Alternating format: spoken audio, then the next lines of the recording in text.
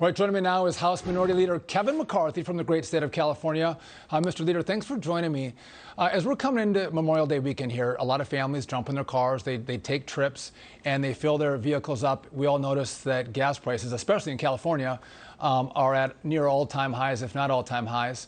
One, this is a political issue, I think, that most voters are focused on. But number two, if Republicans get the majority, you're the next speaker, is there anything we can do in the House to actually get the administration to address the rising cost of oil and gas?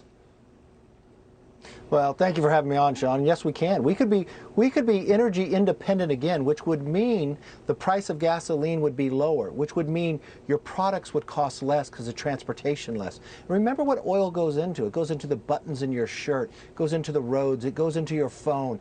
Any product that is pretty much made has oil in it too. So the rise cost of inflation really comes from what the Biden administration has been doing. Everybody learns in their first economic class, supply and demand. If you have more supply of something, the price is lower. If demand goes up, the price gets higher. Demand has not gone up. Supply has gone down. On the very first day President Biden took over, he started stopping our ability to drill. He stopped the pipeline. He gave one to Russia, to Putin. And what we have found is the price continues to go up. And what does the president say? He's happy about it. He's happy that it's costing every family $5,000 more because it's his determination to make everybody buy an electric car, which you cannot sustain yourself on, and you all can't afford that as well. So for this Memorial Day, as you begin to travel, think about how much more it's costing you, because what you're making a decision now causing inflation in everything you want to buy, you have to go with less because your fuel's costing more because of what the Democrats have done. Yeah, you're right. Joe Biden wants to make this transition to green energy. And like Democrats might go on TV and they might say how horrible Kevin McCarthy is. But I know on the House floor, a lot of Democrats actually like you. You talk to a lot of Democrats. Do they actually get this problem? Do they understand that the American people can't survive with these high oil and gas prices? Do they get it? Do they say, hey, Kevin, we're willing to work with you. I know you're in the minority, but we'll work with you. Let's fix this problem. Forget Joe Biden. Let's get America working again. I think a lot of them get it. They come up and tell me because it actually hurts their pocketbook too. And if you look at the Democrats, a lot of them don't even show up because Nancy Pelosi lets them vote by proxy to have her vote. So they can't even afford to come in the process. That is what's wrong with happening with these Democrats. And it's more than just gasoline. It's making our food costs go higher. Everything we have, when you see inflation going up, it's directed at this Biden administration policies. Remember what he's done just even recently. Nothing to change it. He stopped leases in Alaska. He stopped leases in the Gulf of Mexico. In California, Gavin Newsom did the same thing. Decreased production in California by 20%, but the demand didn't go down, so he started buying 50,000 barrels a day from Putin, which actually funds the war in Ukraine. Why would we ever want to do that? And the one thing people need to understand, American natural gas is 41% cleaner than Russian natural gas. And we are like the Saudi Arabia of natural gas.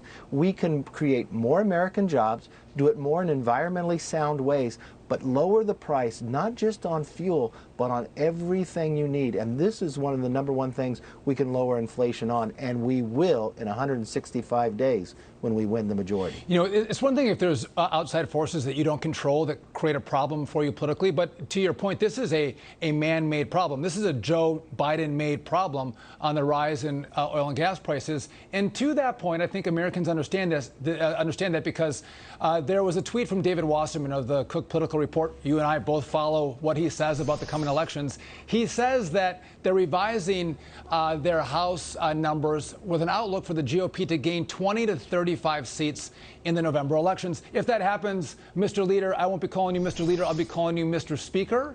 What's your projection? I know you know every single district in 435 districts around the country. What's your prediction? Is David Wasserman right? Look, I predict we are going to win the majority. The challenge will be how much can we win by? I believe when we roll out our commitment to America that we will make America energy independent, lower the price of gas, secure our border, end the fentanyl from coming across, and the terrorists on the watch list that were coming across here. The other thing that we will do is make our streets safe and secure again. I believe if we just do this in a Parents' Bill of Rights, That fundamental part, I believe we can win more than enough seats to win the majority. And if we win more than 18 seats, that's larger than the 1994 revolution. I'm telling you what, I'm going to go on a limb here. I'll answer the question for you. I think it's 40 plus seats Republicans win. I think there might be some people that win seats that you don't even know their names. That's what kind of wave is on the horizon because people are so angry.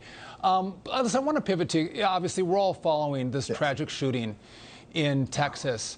And I know that when I was in the House under your leadership, Republicans did a lot of things to try to keep kids safe, spend money to keep kids safe. Talk about what you think needs to happen to keep our kids safe when they go to school every day. Well, it's just tragic what happened down there. We learn something new every day about how can we improve. What we found in Texas, there was a shooting once before for the NIC fix.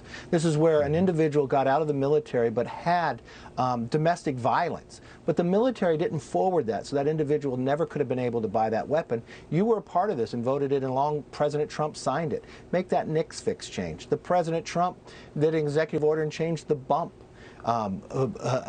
ability, so we saw what happened in Las Vegas. But we had been able to pass, Richard Hudson led on Stop the School Violence, where we provided a great deal amount of money so schools could reevaluate that, see where that they could come in. If this school was on lockdown, could the doors have been locked where you couldn't have gotten in? These are items that we'd looked before. And remember, Sean, there are billions of dollars sitting out there after COVID for schools that we should redirect that money to allow the schools to use that to have one central point of interest to protect these kids from a lot of different areas and different items of going forward. But these are things we should be able to look at to be able to solve. And we've really got to be focusing on mental health as well. And that's something Congressman Tony Gonzalez, who represents this district, was already working on prior to this situation, trying to get some mental health down in this community, which even needs it greater today.